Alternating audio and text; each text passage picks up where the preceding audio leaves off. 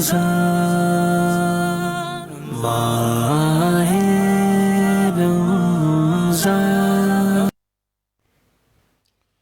نحمده ونصلي ونسلم على رسوله النبي الكريم أما بعد فأعوذ بالله من الشيطان الرجيم بسم الله الرحمن الرحيم إن الله وملائكته يصلون على النبي يا أيها الذين آمنوا صلوا عليه وسلموا تسليما اللهم صل على سيدنا ومولانا وملجأنا محمد معظم الجود والكرم وآله وصحبه وبارك وسلم صلاة وسلام عليك يا سيدي يا مكي يا مدني يا عربي يا رسول الله صلی اللہ علیہ وسلم صبح طیبہ میں ہوئی بڑھتا ہے باڑا نور کا اور صدقہ لینے نور کا آیا ہے تارا نور کا بارہویں کے چاند کا مجرا ہے سجدہ نور کا اور 12 برجوں سے جھکا ایک ستارہ نور کا تیری نسل پاک میں ہے بچہ بچہ نور کا آقا تو ہے عین نور تیرا سب گھرانہ نور کا چاند جھک جاتا جدھر انگلی اٹھاتے مہد میں اور کیا ہی چلتا تھا اشاروں پر کھلونا نور کا شمع دل مشکات تن سینہ زجاجہ نور کا تیری صورت کے لیے آیا ہے سورہ نور کا کاف یسو ہا دہن یا ابرو آنکھیں عین صاد کاف ہا یا عین صاد ان کا ہے چہرہ نور کا اے رضا یہ احمد نوری کا فیض نور ہے ہو گئی میری غزل بڑھ کر قصیدہ نور کا بحمد اللہ تعالی آج 17ویں شب اصحاب بدر کی رات ہے اللہ رب العالمین اصحاب بدر کی عظمتوں فضیلتوں رفعتوں اور بلندیوں کا صدقہ ان کے مقام کی رفعتوں کا صدقہ آج جو کوئی اس بزم میں شامل ہو چاہے اس مقام پر یہ دنیا میں کہیں کوئی جہاں شامل ہو رب العالمین سب کو اصحاب بدر کی برکتوں سے مالا مال فرمائے اصحاب بدر کی عظمتوں کا صدقہ رب العالمین ہمارے گناہوں کو معاف فرمائے آمین بجاہ النبی الامین صلی اللہ علیہ وسلم الحمدللہ روزانہ کی طرح بخاری مسجد کھارا در سے تفسیر قرآن کا یہ براہ راست پروگرام آپ کے لیے ہم سب کے لیے کہ ہمارا دل قرآن کے نور سے روشن اور منور ہو کل بات درس قرآن کے اختتام پر یہ چل رہی تھی کہ اللہ رب العالمین نے بدکار مرد اور بدکارہ عورت جو زنا کریں ان کی حد بیان کی تھی کہ انہیں کیا سزا دی جائے گی اسی طرح جو الزام لگائیں ان الزام لگانے والے وہ الزام ثابت نہ کر سکیں تو انہیں کیا سزا دی جائے گی یہ قرآن نے بیان کیا آج یہ بیان ہو رہا ہے کہ صدیقہ کائنات بنت صدیق اکبر سیدہ ہم مومنوں کی ماں ام المومنین سیدہ ام عائشہ صدیقہ طیبہ طاہرہ رضی اللہ تعالی عنہ پر الزام آیا الزام بڑا سنگین تھا مفسرین اشارہ فرماتے ہیں کہ قرآن مجید فرقان حمید کا جو آغاز ہوا اللہ رب العالمین نے اس الزام کو بہتان کہا چنانچہ رب العالمین ارشاد فرماتا ہے بسم اللہ الرحمن الرحیم اللہ کے نام سے شروع جو بہت مہربان نہایت رحم فرمانے والا ہے ان الذین جاؤوا بالافک بے شک جو لوگ حضرت صدیقہ پر کھلا بہتان لائے اس واقعے کو واقعی افک بھی کہا جاتا ہے اور واقعہ بہتان بھی کہا جاتا ہے یہ واقعہ کیا ہے صحیح بخاری شریف میں حضرت ام المومنین رضی اللہ تعالی عنہ کے حوالے سے یہ مرقوم ہے کہ سن 5 ہجری کا دور تھا، غزوہ بنی مصطلق سے اللہ کے پیارے حبیب صلی اللہ علیہ وسلم واپس لوٹ رہے تھے۔ آپ فرماتی ہیں کہ اس میں بڑے بڑے واقعات ہوئے غزوہ بنی مصطلق میں، اسی میں حضرت صدیقہ کائنات رضی اللہ تعالی عنہ کا ہار گم ہو گیا۔ اچھا، حضرت سرکار دو عالم صلی اللہ علیہ وسلم جب بھی کسی غزوے کے لیے تشریف لے جاتے تو جو آپ کی ازواج مطہرات تھیں ان کے لیے قرآن دازی ہوتی، اور جس کا نام نکل آتا اس زوجہ محترمہ کو رسول اللہ کی رفاقت کا اور سفر کی سعادت ان کے ساتھ حاصل ہوتی۔ حضرت عائشہ رضی اللہ تعالی عنہ خود اس حدیث کی راوی ہیں۔ آپ فرماتی ہیں کہ غزوہ بنی مصطلق کے موقع پر میرا نام نکل آیا اور اللہ رب العالمین نے مجھے یہ نعمت عطا فرمائی کہ ہم رکاب سفر رہی سرکار دو عالم علیہ السلام سے۔ آپ فرماتی ہیں کہ اسی واقعے میں، اسی سفر میں ہار ٹوٹنے کا واقعہ پیش آیا کہ جس کی وجہ سے آیت تیمم نازل ہوئی۔ یہ غزوے سے مسلمان واپس آ رہے تھے، سرکار دو عالم علیہ السلام بھی اس کاروان میں شامل تھے۔ آپ فرماتی ہیں کہ میں اس زمانے میں بڑی کمزور سی تھی، بہت دبلی پتلی سی تھی، اور آیات پردہ جو ہیں، پردے کے احکامات قرآن میں نازل ہو چکے تھے اور امہات المومنین کو پردہ کرنے کا حکم دے دیا گیا تھا۔ آپ فرماتی ہیں کہ طریقہ کار یہ تھا کہ اونٹ کے اوپر ایک چھوٹی سی جھونپڑی سی بنی ہوتی ہے، اس کو کہا جاتا ہے کجاوا۔ تو میرے لیے کجاوا فٹ کر دیا گیا تھا اور میں باپردہ ہو کر اس کجاوا میں بیٹھ جاتی اور وہ اونٹ کے اوپر کس دیا جاتا اور اونٹ سفر کیا کرتا تھا۔ آپ فرماتی ہیں کہ ایک مقام پر قافلے نے پڑاؤ کیا تو میں کجاوے سے اتری، کجاوا کھول دیا گیا، زمین پر رکھ دیا گیا، میں کجاوے سے اتری اور قضائے حاجت کے لیے تھوڑا دور چلی گئی۔ آپ فرماتی ہیں کہ چونکہ آپ چھوٹی عمر تھی، کمزور سی تھی، تو قافلہ کوچ کرنے لگا اور میں واپس نہیں لوٹی تھی۔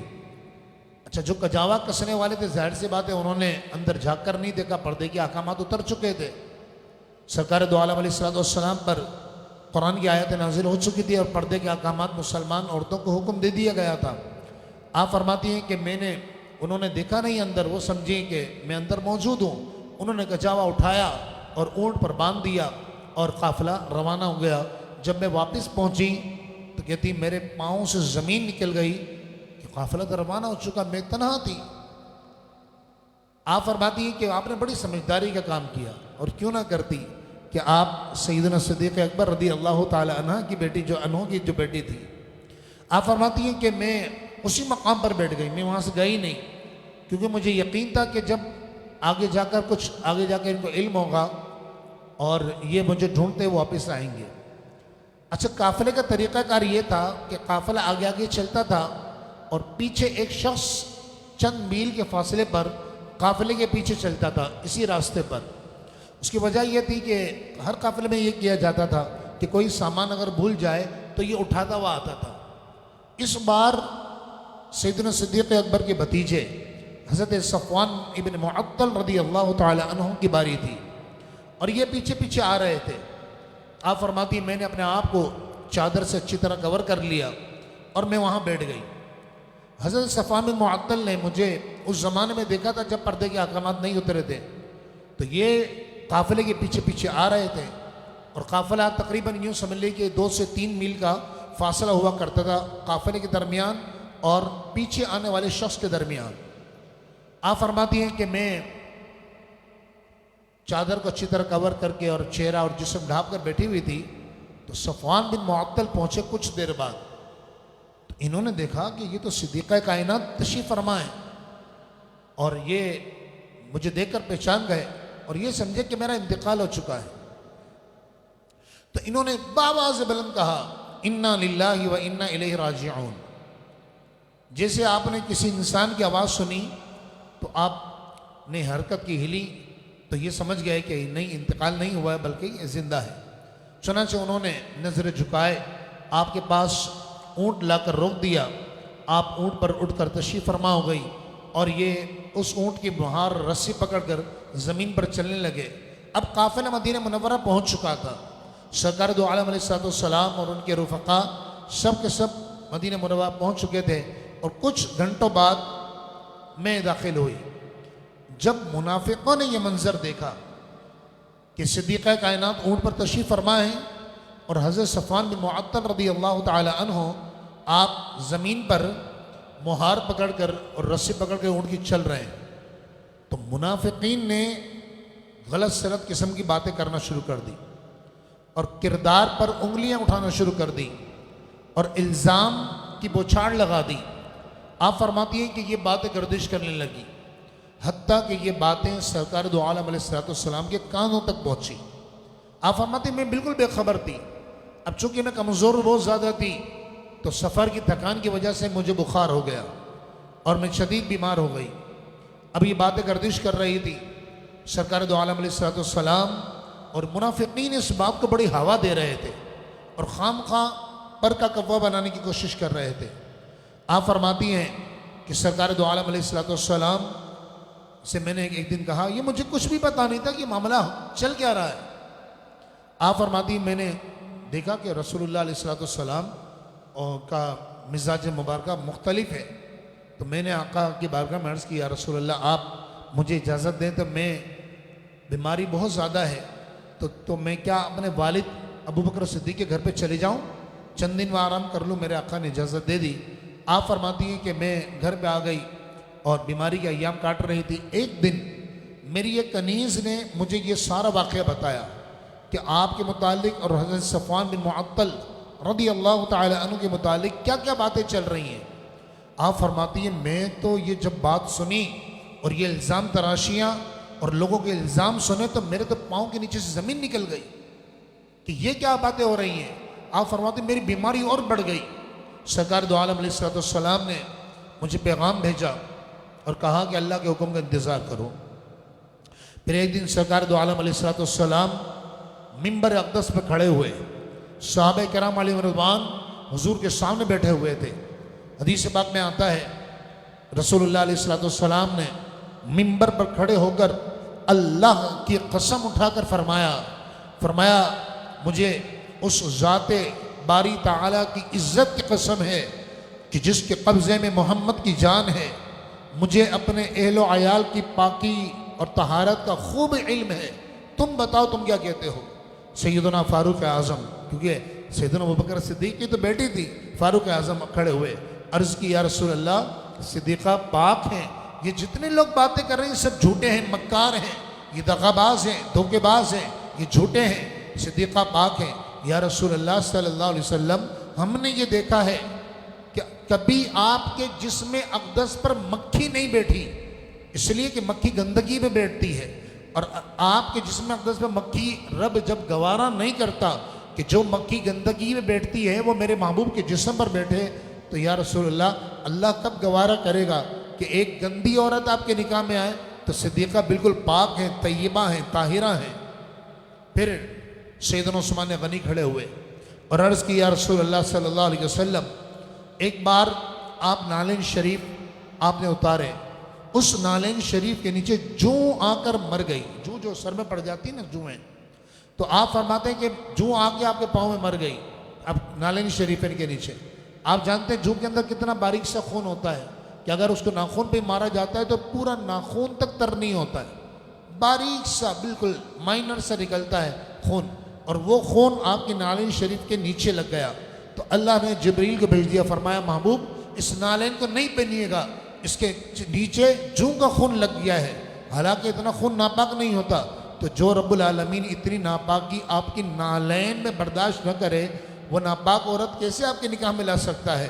تو صدیقہ بالکل پاک ہیں, طیبہ طاہرہ ہیں. اور دیگر صحابہ کرام نے اس طرح کی باتیں کی. سرکار علیہ السلام نیچے اتر آئے. آپ فرماتی ہیں میں دن رات روتی رہتی کہ اے اللہ کوئی ایسا سبب جگا دے, کوئی ایسا طریقہ بتا دے, تیرے محبوب کا ذریعہ وہی خواب کے اندر مطلع کر دیا جائے کہ میرا دامن پاک ہے, جو یہ منافقین باتیں کر رہے ہیں، جو لوگ باتیں کر رہے ہیں، یہ سب جھوٹے ہیں.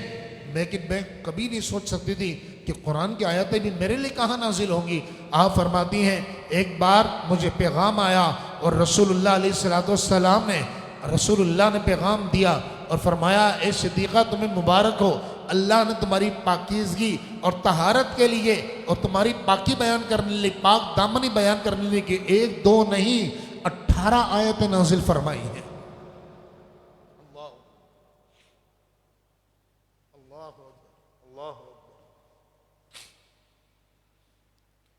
اس پورے واقعے کو قرآن نے، اور آپ اندازہ لگائیں امہات المومنین کی شان اور عظمت کتنی بلند و بالا شان، کتنی بلند و بالا عظمت ہے.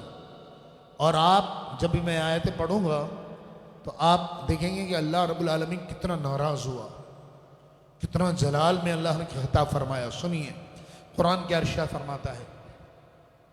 اللہ فرماتا ہے ان الذین جاءوا بالافک، بے شک جو لوگ حضرت صدیقہ پر کھلا بہتان لائے، عصبۃ منکم، وہ تمہیں میں سے ایک گروہ ہے، لا تحسبوہ شرا لکم، تو تم اس بہتان کو اپنے لیے برا نہ سمجھو، بل ہوا خیر لکم، بلکہ وہ تو تمہارے لیے بہتر ہے.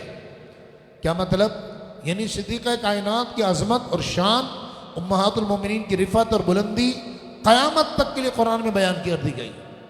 رب العالمین ارشاد فرماتا ہے لِكُلِّ امْرِئٍ مِّنْهُمْ مَا اكْتَسَبَ مِنَ الْإِثْمِ، اس گروہ میں سے جو الزام لگانے والا گروہ ہے، اس گروہ میں سے ہر شخص کے لیے وہ گناہ ہے جو اس نے کمایا. وَالَّذِي تَوَلَّى كِبْرَهُ مِنْهُمْ، اور جس شخص نے ان میں سے بہتان میں بڑا حصہ لیا، لَهُ عَذَابٌ عَظِيمٌ، اس کے لیے بہت بڑا عذاب ہے. لولا اذ سمعتموہ، تو ایسا کیوں نہ ہوا کہ جب تم نے یہ تہمت کی بات سنی تھی، ظن المؤمنون والمؤمنات بانفسہم خیرا، تو مومن مردوں اور مومنہ عورتوں نے اپنے متعلق اپنوں کے متعلق نیک گمان کیا ہوتا. وقالو، اور انہوں نے یہ بہتان سن کر کہا ہوتا، ھذا افک مبین، یہ تو بڑا واضح الزام ہے، یہ تو بہتان ہے. لولا، اب چونکہ بہتان لگایا تھا، صرف باتیں ہو رہی تھی منہ منافقین عبداللہ بن ابی اور ایسے قسم کے منافقین یہ باتیں گھما رہے تھے. تو قرآن نے کہا جب تم الزام لگا رہے ہو تو طریقہ یہ کہ 4 گواہ پیش کرو. لولا جاءوا علیہ باربعۃ شہداء، تہمت لگانے والے اس تہمت پر 4 گواہ کیوں نہیں لائے؟ انداز دیکھیں قرآن کا، کیا جلال والا انداز ہے. دوبارہ سنیے، اللہ فرماتا ہے لولا جاؤ علیہ باربعۃ شہداء، تہمت لگانے والے اس تہمت پر 4 گواہ کیوں نہیں لائے؟ فَإِذْ لَمْ يَأْتُوا بِالشُّهَدَاءِ، لہٰذا جب وہ گواہ پیش نہ کر سکے، فَأُولَٰئِكَ عِندَ اللَّهِ الْكَاذِبُونَ، تو یہی اللہ کے نزدیک جھوٹے ہیں.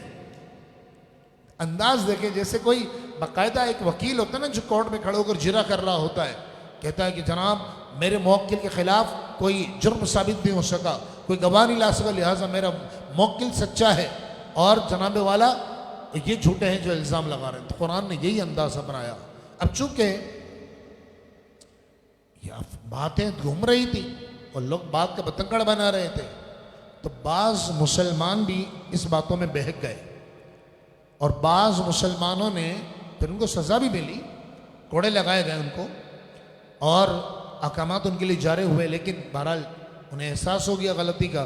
اللہ رب العالمین نے پتہ کیا فرمایا؟ سنیے، فرمایا وَلَوْلَا فَضْلُ اللَّهِ عَلَيْكُمْ وَرَحْمَتُهُ فِي الدُّنْيَا وَالْآخِرَةِ، اگر اللہ کا فضل اور اس کی رحمت دنیا و آخرت میں مسلمانوں تم پر نہ ہوتی، یہ ان مسلمانوں کے لیے جو الزام لگا رہے تھے، لَمَسَّكُمْ فِي مَا أَفَضْتُمْ فِيهِ عَذَابٌ عَظِيمٌ، تو تم نے جس تہمت کا چرچا کیا تھا اس کی وجہ سے تمہیں بہت بڑا عذاب پہنچتا. اِذْ تَلَقَّوْنَهُ بِأَلْسِنَتِكُمْ، جب تم یہ بات اپنی زبانوں پر ایک دوسرے سے سن کر لاتے رہے، وَتَقُولُونَ بِأَفْوَاهِكُمْ مَا لَيْسَ لَكُمْ بِهِ عِلْمٌ، اور اپنے منہ سے وہ باتیں کہتے رہے جس کا تمہیں علم نہ تھا. وَتَحْسَبُونَهُ هَيِّنًا، اور تم نے اس بات کو معمولی سمجھا، تم اس بات کو معمولی سمجھتے رہے. وَهُوَ عِندَ اللَّهِ عَظِيمٌ، حالانکہ وہ تو اللہ کے نزدیک بہت بڑی بات تھی. ولولا اذ سمعتموہ، تو ایسا کیوں نہیں ہوا؟ قلتم، تم نے اسی وقت یہ کہہ دیا ہوتا، ما یکون لنا ان نتکلم بہذا، کہ ہمیں یہ زیب نہیں دیتا، ہمیں یہ جائز نہیں ہے کہ ہم اس واقعے کے متعلق کوئی بات کریں. سبحانکا، اے اللہ تو پاک ہے، ھذا بہتان عظیم، یہ تو بہت بڑا بہتان اور الزام ہے. دوبارہ سنیے قرآن نے کیا کہا، یہ ساری بات بیان کر کے کیا فرمایا؟ سبحانکا، اللہ نے اپنا تنزیہ بیان کیا، اے اللہ تو پاک ہے. قرآن کی بات ہے، سبحانکا، اے اللہ تو پاک ہے، ھذا بہتان عظیم، یہ بہت بڑا بہتان ہے. نہیں سمجھ میں آیا؟ سنیے، دیکھیں حضرت مفسرین فرماتے ہیں کہ حضرت عیسیٰ علیہ السلام پر الزام لگا آپ کی والدہ پر. حضرت عیسیٰ علیہ السلام، سنا تھا نا آپ نے واقعہ کہ عیسیٰ علیہ السلام کی والدہ پر حضرت بیوی مریم پر الزام لگا. کس نے گواہی دی؟ عیسیٰ علیہ السلام نے، جو چھوٹے سے تھے، بچے تھے. حضرت یوسف علیہ السلام پر الزام لگا، یہ بھی آپ سن چکے ہیں. کس نے گواہی دی؟ 4 دن کے بچے نے. لیکن جب صدیقہ کائنات پر الزام لگا تو کسی بچے نے گواہی نہیں دی، بلکہ خود قرآن نے، اللہ نے آیت نازل فرمائے. یہ شان ہے ہم مومنوں کی ماں ام المومنین صدیقہ کائنات بنت صدیق اکبر سیدہ ام المومنین سیدہ طیبہ طاہرہ سیدہ ام عائشہ رضی اللہ تعالی عنہا کی یہ شان ہے کہ رب فرما رہا سبحانکا، اے اللہ تو پاک ہے، ھذا بہتان عظیم، یہ بہت بڑا بہتان ہے. اور صرف بات یہیں تک ختم نہیں ہوئی، اللہ نے کیا فرمایا؟ انداز دیکھیں کتنا جلال والا انداز. جو بدبخت، مجھے کہنے دیجئے، بالکل میں ہوش و حواس میں کہہ رہا ہوں، اس آیتوں کے سننے کے بعد بھی حضرت صدیقہ کائنات پہ جو بدبخت الزام لگائے اور غلط بات کرے، اسے اپنے ایمان کی فکر کرنی چاہیے. ایمان رہے گا کہاں؟ صدیقہ کائنات ہیں کون؟ کس کی شہزادی ہیں؟ کس کی زوجہ ہیں؟ اللہ کے حبیب کی زوجہ. اور وہ زوجہ جو میرے آقا حضرت عائشہ رضی اللہ تعالی عنہ سے اتنی محبت کرتے کہ محبت اور پیار میں آپ کو حمیرہ فرماتے تھے. سبحان اللہ، سبحان اللہ، سبحان اللہ. آج انگریزوں کا بنایا ہوا ڈے ہے، مدر ڈے گزرا. مسلمانوں خیر ہر دن ہر پل مدر ڈے ہوتا ہے، لیکن ماں کے بارے میں نا بیٹا بہت جذباتی ہوتا ہے، خصوصاً جب ماں کی عزت کی بات آئے. کوئی ماں پر الزام لگائے تکلیف ہوتی ہے. حضرت صدیقہ کائنات رضی اللہ تعالیٰ عنہ پر اتنی گھناؤنا، آج بھی ایسے بدبخت آپ کو ملیں گے جو اس طرح کی باتیں کرتے ہیں. سنیں اللہ تعالیٰ کیا فرما رہا ہے. فرمایا یعیذکم اللہ، اللہ تبارک و تعالیٰ تمہیں نصیحت کر رہا ہے، ان تعودوا لمثلہ ابدا، ایسی بات اب کبھی بھی مت کہنا، دوبارہ نہیں کہنا. ان کنتم مومنین، اگر تم مومن ہو. تو پتہ کیا پڑا؟ پتہ یہ پڑا کہ اب اگر کوئی یہ بات دوبارہ کہے گا اور الزام تراشی کرے گا تو وہ سب کچھ تو ہوگا، مومن نہیں ہوگا، کیونکہ قرآن نے فیصلہ کر دیا. فرمایا اگر تم مومن ہو دوبارہ ایسی بات نہ کرنا. ان الذین یحبون ان تشیع الفاحشۃ فی الذین آمنوا، بے شک جو لوگ ایمان والوں میں بے حیائی کی بات پھیلے، اس بات کو پسند کرتے ہیں، لہم عذاب علیم فی الدنیا والآخرہ، ان کے لیے دنیا اور آخرت میں دردناک عذاب ہے. واللہ یعلم وانتم لا تعلمون، اور اللہ تبارک و تعالی خوب جانتا ہے، تم نہیں جانتے. پھر فرمایا ولولا فضل اللہ علیکم ورحمتہ، یہ کبھی گناہ معاف نہیں ہوتا ہے مسلمانوں تمہارا، لیکن اللہ کی فضل ہے، اللہ کا فضل ہے، اللہ کی رحمت ہے کہ اس نے تمہارے گناہوں کو معاف کر دیا. وَأَنَّ اللَّهَ بِرَؤُوفُ الرَّحِيمُ، اور بے شک اللہ تعالیٰ بے حد مہربان اور نہایت رحم فرمانے والا ہے. پھر رب العالمین نے مومنوں سے فرمایا یا ایھا الذین آمنوا، ایمان والو، یہ ایسی باتیں کرنا شیاطین کا کام ہے. فرمایا لا تتبعوا خطوات الشیطان، شیطان کے نقش قدم پر نہ چلو. ومن یتبع خطوات الشیطان، اور جو شیطان کی پیروی کرے گا فإنه یأمر بالفحشاء والمنکر، بے شک شیطان تو بے حیائی اور بری بات کا حکم دیتا ہے. ولولا فضل اللہ علیکم ورحمتہ، اور اگر اللہ کا فضل اور اس کی رحمت تم پر نہ ہوتی ما زکا منکم من احد ابدا، تو تم میں سے کوئی بھی پاک نہیں ہو سکتا تھا۔ یہ اتنا بڑا گناہ تھا۔ فرمایا اگر اللہ کی رحمت نہ ہوتی تو تم اس گناہ سے کبھی پاک نہیں ہو پاتے۔ ولیکن اللہ یزکی من یشاء، لیکن اللہ تعالیٰ جس سے چاہتا ہے پاکیزہ کر دیتا ہے۔ واللہ سمیع علیم، اور اللہ تبارک و تعالیٰ سننے والا اور جاننے والا ہے۔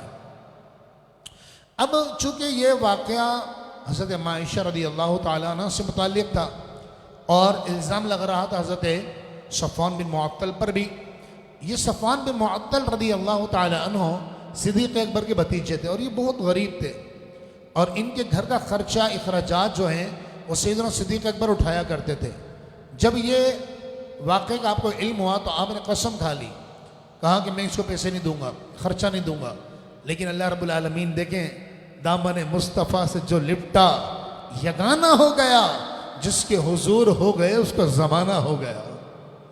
تو آپ دیکھیے کہ اللہ تبارک و تعالیٰ نے صدیق اکبر کو تنبیہ کی، فرمایا نہیں، اہل فضل ہو آپ، جو آپ نے خرچہ دینے کا ارادہ کیا نا بس وہ دیتے رہو، وہ پیسے دیتے رہو۔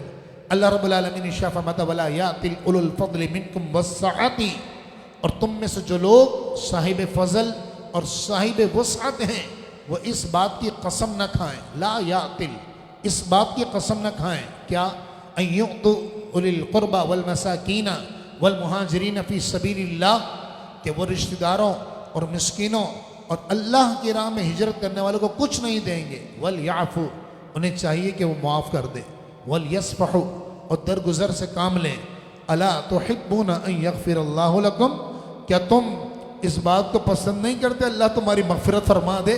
جب حضور نے یہ آیت پڑھ کے صدیق اکبر کو سنائی کہ ابو بکر اللہ یہ فرما رہا ہے، تو سیدنا صدیق اکبر رضی اللہ تعالیٰ عنہ روتے ہوئے عرض کرنے لگے یا رسول اللہ میں ضرور چاہتا ہوں کہ میرا رب میری مغفرت فرما دے۔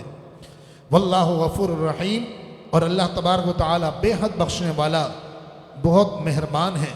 ان الذین یرمون المحصنات الغافلات المؤمنات، بے شک جو لوگ پاک دامن برائی سے بے خبر صاحب ایمان عورت پر بدکاری کی تہمت لگاتے ہیں، کان کھول کر سن لو، لعنوا فی الدنیا والآخرہ، قرآن فرماتا دنیا اور آخرت میں ان پر اللہ کی لعنت ہے، وہ اللہ کی رحمت سے دور کر دیے گئے ہیں، وَلَهُمْ عَذَابٌ عَظِيمٌ، اور ان کے لیے بہت بڑا عذاب ہے۔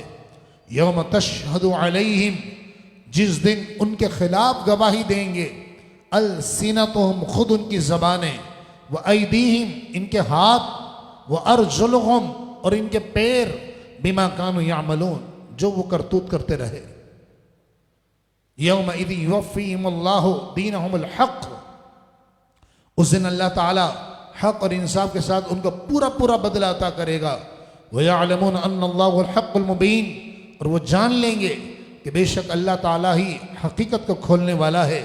اب قرآن نے فیصلہ کر دیا، فرمایا الخبیثات للخبیثین، ناپاک عورتیں ناپاک مردوں کے لیے ہیں، والخبیثون للخبیثات، اور ناپاک مرد ناپاک عورتوں کے لیے ہیں۔ اور چونکہ صدیقہ بھی پاک ہیں اور رسول اللہ بھی پاک ہیں تو اللہ نے فرمایا والطیبات للطیبین، پاکیزہ عورتیں پاکیزہ مردوں کے لیے ہیں، والطیبون للطیبات، اور پاکیزہ مرد پاکیزہ عورتوں کے لیے ہیں۔ اولئک مبرؤون مما یقولون، وہ پاکیزہ لوگ ان تہمتوں سے بری ہیں جو لوگ ان پر لگا رہے ہیں۔ لہم مغفرۃ ورزق کریم، ان کے لیے بخشش اور عزت کے روزی ہے۔ صدیقہ کائنات کی عظمتوں کا صدقہ رب العالمین، آج بڑا عجیب سا لگتا ہے مدر ڈے کے نا، یہ تو انگریزوں کی بنائی ہوئی طریقہ ہے، ان کا بنایا ہوا طریقہ کہ ماں باپ کو بس سال میں ایک مرتبہ یاد کر لو، نہیں، ہمارے لیے ہر پر مدر ڈے ہے، فادر ڈے ہے، ہر دن ماں کا ہے، ہر دن باپ کا ہے۔ فرمایا تو ماں باپ کو محبت سے ان کے چہرے کی طرف نظر کرے گا نا، اللہ تبارک و تعالیٰ تجھے ایک مقبول حج اور عمرے کا ثواب عطا فرمائے گا ہر پل۔ تو بہرحال آج اسی نسبت سے سیدنا صدیق اکبر کی شہزادی، میرے آقا علیہ السلام کی زوجہ، ہم مومنوں کی ماں سیدہ عائشہ رضی اللہ تعالی عنہا کے عظمت و صدقہ اللہ ہماری والدہ کی بے حساب بخشش مغفرت فرمائے، اور جن خوش نصیبوں کی والد اور والدہ حیات ہیں اللہ تعالیٰ والدین کا سایہ عاطفت ہمارے سروں پر عافیت کے ساتھ قائم و دائم فرمائے، آمین بجاہ نبی الامین صلی اللہ علیہ وسلم۔ محبت کے ساتھ درود پاک پڑھ لیجیے، اللہم صلی علی سیدنا مولانا محمد وبارک وسلم۔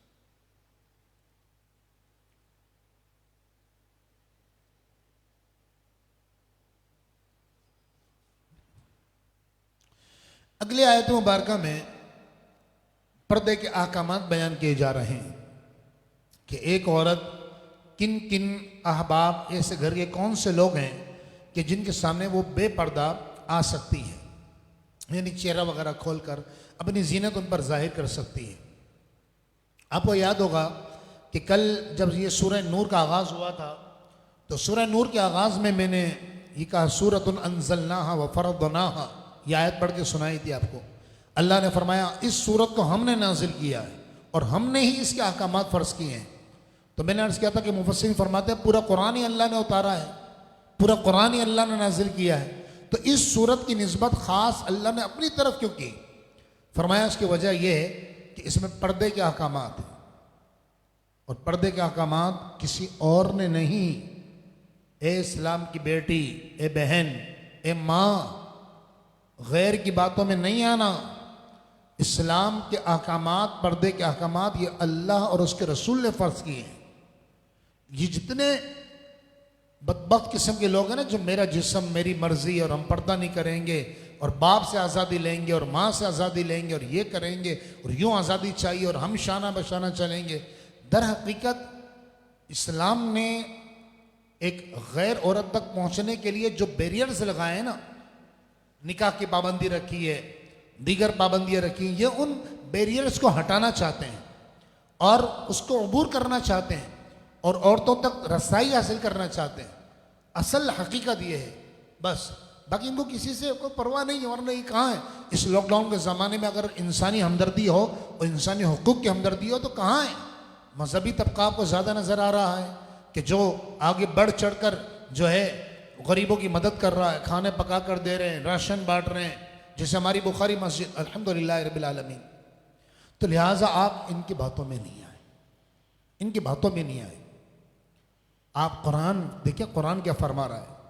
اللہ نے آپ کی عزت اور عصمت کی حفاظت کس طرح کی ہے، یہ قرآن کو دیکھیں۔ قرآن شاہ فرماتا ہے وَقُلْ لِلْمُؤْمِنَاتِ، اے محبوب آپ فرمائیے مومنہ عورتوں سے، یہ عورت کے لیے حکم آیا ہے، یغضضن من ابصارہن، کہ وہ اپنی نگاہوں کو کچھ نیچے رکھیں، وَيَحْفَظْنَ فُرُوجَهُنَّ، اور اپنی پارسائی کی حفاظت کریں،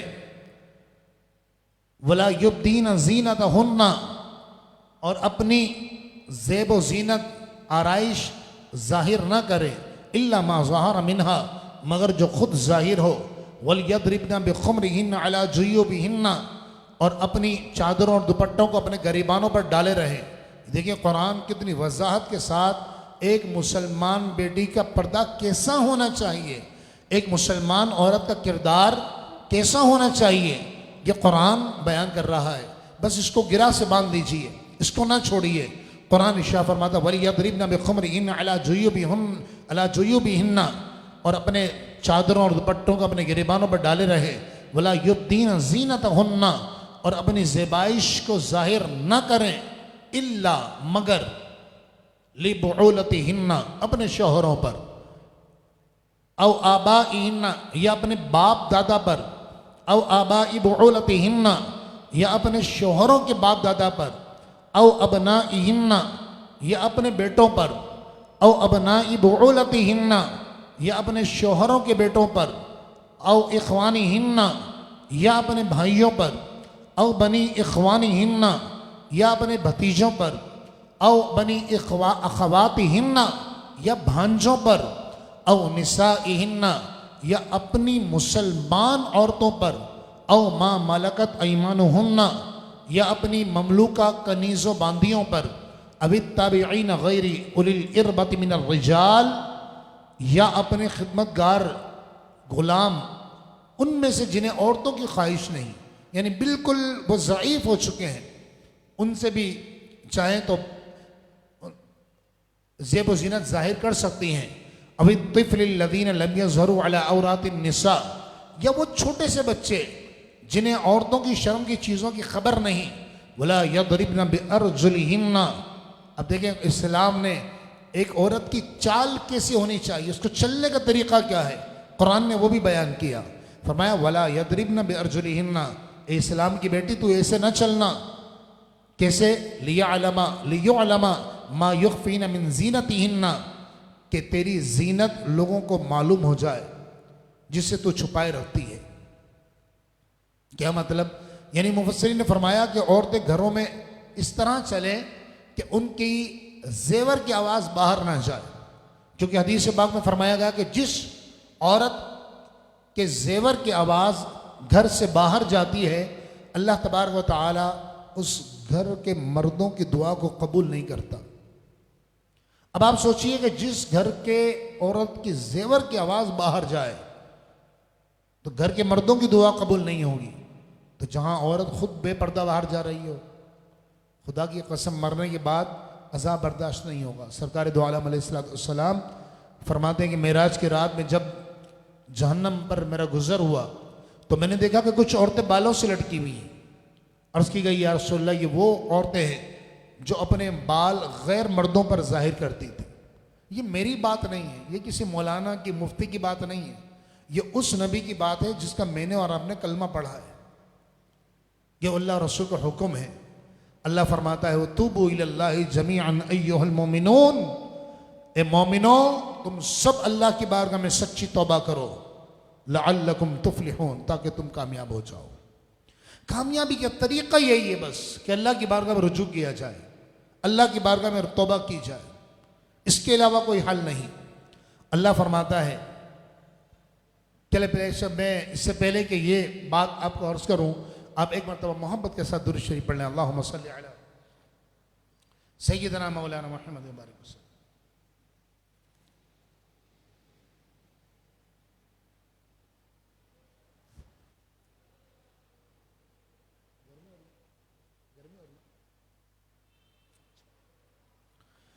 رب العالمین نے اگلی آیت مبارکہ میں نکاح کی ترغیب ارشاد فرمائی. فرمایا جن کا نکاح نہیں ہوا ہے وہ نکاح کر لیں. چنانچہ رب العالمین نے فرمایا وَأَنْكِحُوا الْأَيَامَ مِنْكُمْ، اور تم اپنے آزاد مردوں اور عورتوں میں سے ان کا نکاح کر دو جو بے نکاح ہوں. یعنی جسے ہم اور آپ آزاد ہیں الحمدللہ، غلامی کی اب زنجیریں ختم ہو چکی اسلام کی برکت سے. فرمایا جو تمہارے بچے ہیں بچیاں ہیں نکاح کے قابل ہو جائیں، فرمایا ان کا نکاح کر دو. یا اللہ یہ روزی کہاں سے ملے گی، روٹی کہاں سے ملے گی؟ کام کرتا ہو بچہ. ان یکونوا فقراء، اللہ نے فرمایا اگر وہ نکاح کرنے والے غریب محتاج فقیر مفلس ہوں گے نا، یہ قرآن کا وعدہ ہے، یغنیہم اللہ من فضلہ، اللہ ان کو اپنے فضل سے مالدار کر دے گا. تو لہٰذا نکاح کو آسان کریں. آج چونکہ ایک بہت بڑی تعداد ہمیں درس قرآن میں سن رہی ہوتی ہے، تو میں درخواست کروں گا خصوصاً والدین سے کہ آپ اس کی پرواہ نہیں کریں کہ لوگ کیا بولیں گے اور اس کو نہیں بلایا تو وہ برا مان جائے گا. اور لوگوں نے تو کبھی مطمئن نہیں ہونا ہے. ابھی بہترین موقع ہے، لاک ڈاؤن چل رہا ہے اور سوشل ڈسٹینسنگ چل رہی ہے. آپ سب کو بول سکتے ہیں بھائی کیا کریں، مجبوری ہے. بچوں کو نکاح کر دیں اور نکاح کو آسان بنائیں تاکہ گناہ مشکل ہو جائے. یقین مانیے جب تک نکاح کو ہم نے کھانا کھانے جتنا آسان نہیں بنایا نا، تو الامان والحفظ تباہی آپ کے سامنے ہے، بے غیرتی بے حیائی آپ کے سامنے ہے. میں کیا اس کو وضاحت کے ساتھ بیان کروں. تو والدین سے درخواست ہے کہ بچوں کی عمریں نکل جاتی ہیں کہ اتنا ہوگا اور اس ہال میں ہوگا اور یوں ہوگا اور وہ ہوگا، تو خدا کے لیے ایسا نہ کریں. نکاح کو آسان کر دیں. لوگوں کو راضی کرنا ایک لا حاصل جو ہے نا دوڑ ہے. آپ کتنا دوڑ لیں لوگ کبھی راضی نہیں ہوں گے. 75 ڈشیں ہوں گی، 75 ڈشیں. میں نے خود اس طرح شادیوں میں دیکھا ہے کہ آپ نے بھی دیکھا ہوگا، لوگ یہ بھی کھائیں گے وہ بھی کھائیں گے، سب اچھا تھا لیکن یار میٹھا ٹھنڈا ہو گیا تھا. آخر میں یہ بات کریں گے سب اچھا تھا ماشاءاللہ گرم تھا، لیکن بس وہ کولڈ ڈرنک ٹھنڈی ہو گئی تھی، ٹھنڈی نہیں تھی کولڈ ڈرنک، گرم ہو گئی تھی. آخر میں چائے بھی ہوتی نا تو اچھا ہوتا. تو لوگوں نے کبھی مطمئن نہیں ہونا ہے. جو ہے جیسا ہی کی بنیاد پر جب تک ہم نے نکاح کو آسان نہیں کیا زنا کے دروازے کھلیں گے. شوہر کے بجائے بچیاں بوائے فرینڈ بنانا پسند کریں گی معذرت کے ساتھ، لیکن حقیقت ہے. ظاہر سی بات ہے، علماء نے لکھا کتابوں کے اندر، علامہ ابن عابدین شامی رحمۃ اللہ علیہ فرماتے ہیں کہ وہ عالم ہی نہیں ہے کہ جسے یہ پتہ نہ ہو کہ دنیا میں کیا ہو رہا ہے، اس کے معاشرے میں، جس معاشرے میں وہ رہتا ہے کیا ہو رہا ہے. آپ اور ہم سب جانتے ہیں یہ سوشل میڈیا کا دور ہے جس دور میں اور آپ جی رہے ہیں. خدا را نکاح کو آسان بنائے. اور آپ یہ دیکھیے کہ ہمارے ہاں سب سے زیادہ برڈن لڑکی والوں پر ہوتا ہے اور لڑکے والے سے منہ تان کو گھوم رہے ہوتے ہیں. حالانکہ اسلام نے سب سے زیادہ برڈن ڈالا ہے مرد پر، عورت پر تو کچھ ڈالا ہی نہیں ہے. نکاح قاضی کو کون لائے گا؟ مرد لائے گا، یعنی مرد کی طرف سے جو لوگ ہوں گے وہ لے کر آئیں گے. اچھا جی، مہر کون دے گا؟ عورت نے نہیں دینا، مرد نے دینا ہے. رہائش کا اہتمام کون کرے گا؟ مرد کرے گا. کھانا کون دے گا؟ مرد دے گا. ولیمہ کون کرے گا؟ مرد کرے گا. جہیز کا تو کوئی تصور ہی نہیں ہے. تو خدا را ان لعنتوں سے باہر نکلیے. اور میں والدین سے بھی درخواست کروں گا جو خصوصاً بیٹوں کے والدین ہیں، اللہ کی ذات پہ بھروسہ رکھیں، اپنے بچے کو اس قابل بنائیں کہ وہ سسرال کے ٹکڑوں پہ نہیں پلے. آپ کا اپنا بیٹا اس قابل ہونا چاہیے. بس یہ مختصر وقت میں یہ چند باتیں آپ کی خدمت میں عرض کی ہیں. اللہ تبارک و تعالیٰ کا وعدہ ہے قرآن میں، یہ میری بات نہیں ہے. تو نکاح اس وقت بہت آسان ہے. ظاہر سی بات ہے آپ زیادہ مہمان جمع نہیں کر پائیں گے، کسی ہال کی پابندیاں ہیں اور گیدرنگ کی پابندیاں ہیں، گورنمنٹ سطح پر ہے. تو اس میں بہترین موقع ہے کہ عید کے فوراً بعد آپ نکاح کریں. انشاءاللہ یہ میری اس بات سے سارے کنوارے بھی خوش ہو رہے ہوں گے اور دعائیں دیں گے. اور جو یہاں جتنے کنوارے اس مسجد میں اس وقت سوشل ڈسٹینسنگ کے ساتھ میرے ساتھ بیٹھے ہوئے ہیں، یہ بھی بڑے خوش ان کے چہرے لگ رہے ہیں ماشاءاللہ. ان کے چہرے نظر آ رہے ہیں اللہ تعالیٰ. اور کیوں نہ ہو مومن خوش کہ شیطان نہ خوش ہوتا نکاح کرنے سے. حدیث پاک میں آتا ہے کہ جب شیطان کسی کو نکاح کرتے ہوئے دیکھتا ہے تو اپنے سر پہ خاک ڈالتا ہے اور کہتا ہے افسوس اس کا ایمان محفوظ ہو گیا. میرے آقا نے فرمایا نکاح کرنے سے آدھا ایمان محفوظ ہو جاتا ہے. فرماتا اب آدھا تقوی و پرہیزگاری کے ذریعے محفوظ کرے. حضرت انس رضی اللہ تعالی عنہ کنز العمال شریف کی حدیث ہے، سرکار مدینہ علیہ السلام سے روایت کرتے ہیں، آپ فرماتے ہیں حضور نے فرمایا جب بندہ نکاح کر لیتا ہے تو اس کا نصف ایمان کامل ہو گیا. اب اس کو چاہیے کہ باقی آدھا ایمان اللہ سے ڈرتا رہے. تو یہ بڑا بابرکت رشتہ ہے، اس کو قائم کیجیے، آسان کیجیے.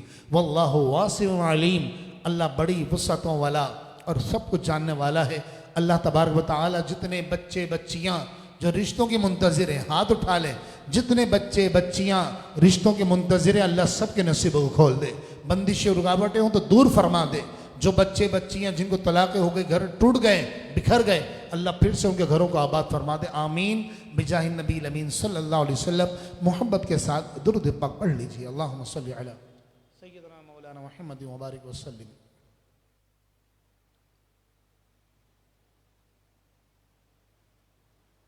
صلاۃ و سلام علیک یا سیدی یا رسول اللہ صلی اللہ علیہ وسلم. اگلی آیت مبارکہ میں اللہ رب العالمین نے اپنے نبی کے نور کی مثال بیان فرمائی. فرمایا اللہ نور السماوات والارض، اللہ آسمانوں اور زمین کا نور ہے. مثل نورہ، بہت توجہ کے ساتھ سنیے گا، بڑی یہ ایمان افروز بات ہے. اللہ فرماتا مثل نورہ، اس کے نور کی مثال اس طرح ہے کمشکاتن، ایک طاق کی طرح ہے. طاق سمجھتے ہیں آپ؟ اب تو خیر فلیٹ ہوتے ہیں، پتلی پتلی دیواریں ہوتی ہیں کہ یہاں سے ڈرل مارو تو وہاں پار نکل جاتی ہے. پہلے زمانے میں موٹی موٹی گھر کی دیواریں ہوتی تھی تو گھر میں ایک سوراخ بنا کر سینے کی طرح چوڑا اور لمبا، اس کو طاق کہا جاتا تھا اور اس میں چراغ جلایا جاتا تھا. تو اس کو عربی میں کہا جاتا ہے طاق کو مشکات.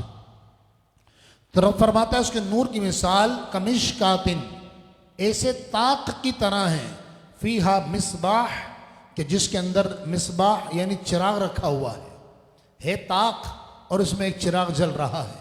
المصباح فی زجاجہ، اب وہ چراغ خود چراغ کس کے اندر ہے؟ قرآن فرماتا المصباح فی زجاجہ، وہ چراغ ایک فانوس کے اندر ہے. اور وہ فانوس خود کیسے چمکتا ہے؟ فرمایا الزجاجۃ کأنہا کوکب دری یوقد من شجرۃ مبارکۃ زیتونۃ، اور وہ فانوس ایک چمکتا ہوا ستارہ ہے۔ اس آیت کی تفسیر کیا ہے؟ کیونکہ میں آیت پڑھتا جاؤں گا آپ کو سمجھ میں نہیں آئے گا کیا بات بیان ہو رہی ہے، لیکن جب میں اس کی وضاحت کر کے جب دوبارہ آیت پڑھوں گا نا، ایک ایک بات پر آپ کا دل جھوم رہا ہوگا۔ حضرت ابن عباس رضی اللہ تعالی عنہما نے سیدنا کعب الاحبار رضی اللہ تعالی عنہ سے روایت کیا، آپ سے فرمایا کہ اس آیت کا جو اللہ نے فرمایا نا، اللہ کے نور کی مثال ایک طاق کی طرح ہے، اس طاق میں چراغ، وہ چراغ فانوس میں ہو، وہ فانوس گویا ایک چمکتا ہوا ستارہ ہے۔ فرمایا اس آیت کا معنی بیان کرو، اس کا معنی کیا ہے؟ فرمایا کہ وہ ایک روشن مبارک درخت سے روشن ہے وہ چراغ، اس کے اندر تیل ہے، اور وہ تیل نہ بھی چھوئے تب بھی وہ روشن ہو جائے گا، نور پر نور ہے۔ اس کا معنی کیا ہے؟ تو حضرت کعب الاحبار رضی اللہ تعالی عنہ فرمانے لگے کہ اللہ تعالیٰ نے اس آیت میں اپنے نبی کی مثال بیان فرمائی ہے، سرکار دو عالم علیہ السلام کی مثال بیان فرمائی ہے۔ مشکات، طاق، اس سے مراد حضور کا سینہ مبارکہ ہے۔ اللہ جو فرما رہا ہے وہ طاق کی طرح ہے، اس سے مراد حضور کا سینہ شریف ہے۔ اور زجاجہ یعنی فانوس، فانوس سے مراد قلب مصطفیٰ ہے، حضور کا دل مبارک ہے۔ اور چراغ نبوت جو کہ شجر نبوت سے روشن ہے، اور حضور کی روشنی اور نور یہ اس طرح ظاہر ہے کہ میرے آقا اعلان نبوت نہ بھی فرماتے نا، صحابہ فرماتے 1000 کے مجمع میں حضور بیٹھے ہوتے تھے نا، دیکھ آنے والا اجنبی دیکھ کر، صرف چہرہ مصطفیٰ دیکھ کر سمجھ جاتا تھا کہ یہ اللہ کے رسول تشریف فرما ہے۔ فرمایا حضور یہ بھی نہ کہتے نا میں اللہ کا نبی ہوں، تو یہ اتنا واضح تھا جو اللہ نے فرمایا نا وہ روشن ہے خود بخود، اسے کسی کی روشنی کی ضرورت نہیں۔ تو فرمایا تب بھی مخلوق پر آپ کا نبی ہونا ظاہر ہو جائے۔ اور وہ درخت جس سے وہ تیل نکل رہا ہے جو چراغ کے اندر ہے، وہ درخت نہ مشرق کے رخ پر ہے نہ مغرب کے رخ پر، کیونکہ حضور علیہ السلام نہ تو یہودیوں میں آئے نہ عیسائیوں میں آئے، بلکہ آپ دین ابراہیم پر تشریف لائے۔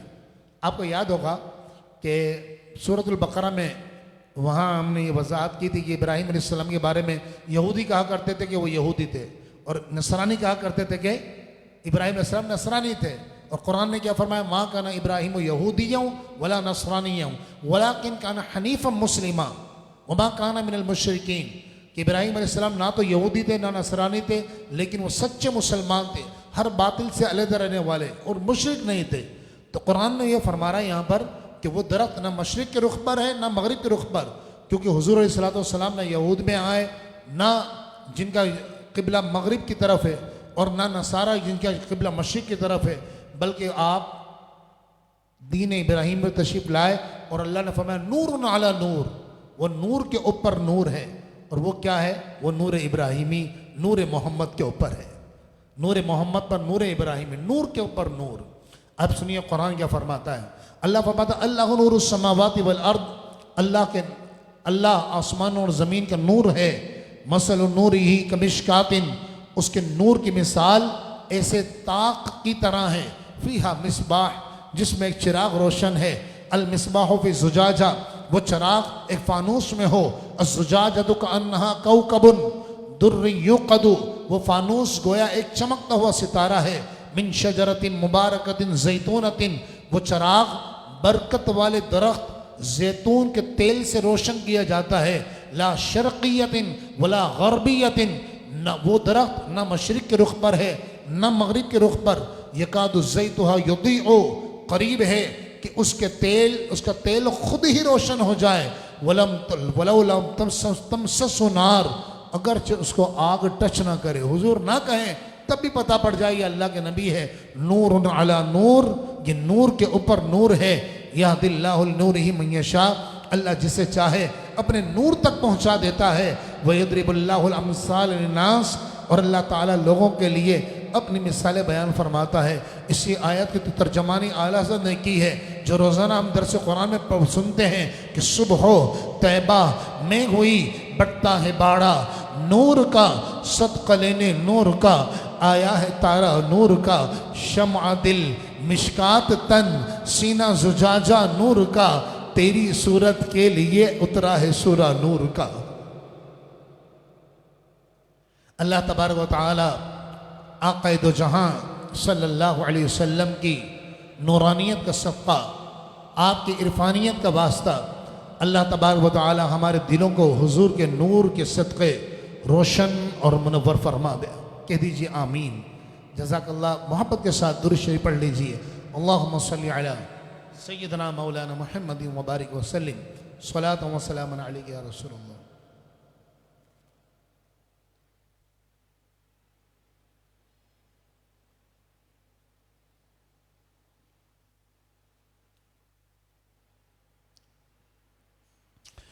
اگلی آیت مبارکہ میں اللہ رب العالمین نے کافروں کے نیک اعمال، جو انہوں نے دنیا میں نیکیاں کی نا، اللہ نے فرمایا کہ اللہ پاک اس کو ریت کی طرح کر دے گا قیامت کے دن۔ اور ریت پر آپ نے کبھی دیکھا ہوگا، کبھی صحرائی علاقے میں، آپ تھر کے علاقے میں گئے ہوں، کسی صحرائی علاقے میں گئے ہوں، آپ نے دیکھا ہوگا دوپہر کے وقت جب آپ صحرا میں دیکھیں گے نا تو آپ کو ایسا لگے گا کہ پانی ہے۔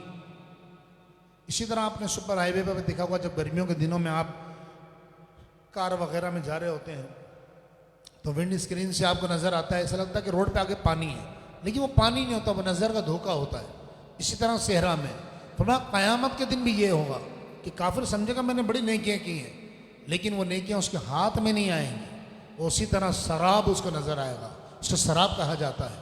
قرآن ارشاد فرماتا والذین کفروا، اور جن لوگوں نے کفر کیا، اعمالہم کسراب بقیعۃ، ان کے اعمال ہموار زمین میں چمکتی ہوئی ریت کی طرح ہیں، یحسبہ الظمآن ماء، جسے پیاسا پانی سمجھتا ہے، حتی اذا جاءہ، یہاں تک کہ جب اس کے پاس آتا ہے، لم یجدہ شیئا، تو وہاں پر کوئی چیز وہ موجود نہیں پاتا، کوئی پانی نہیں ہوتا۔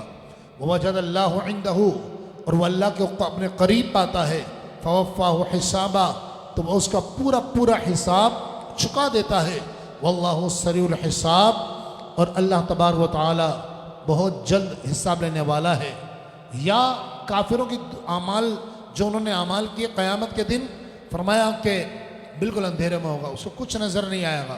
اس کے جو نیک اعمال ہوں گے وہ اس کو روشنی اور نور نہیں دیں گے۔